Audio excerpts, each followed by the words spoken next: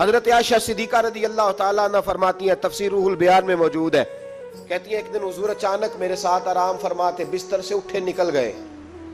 ہمیشہ نبی پاک علیہ السلام کا طریقہ مبارکہ تھا، جب رات کو تہجد کے لیے اٹھتے تو کہتے ابو بکر کی بیٹی حق تیرا ہے، وقت تیرا ہے، پر اگر تو اجازت دے تو میں اپنے اللہ کو راضی کر لوں۔ آج حضور نے پوچھا ہی نہیں، بستر سے اٹھے چلے گئے۔ کہتی میں اٹھی، میں نے دائیں بائیں دیکھا، محبوب نظر نہ آئے۔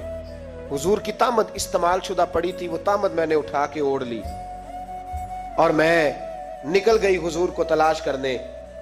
کہتی ہیں جب میں باہر گئی مسجد نبوی شریف کے ساتھ جنت البقیع کی جانب، نبی پاک سجدے میں تھے۔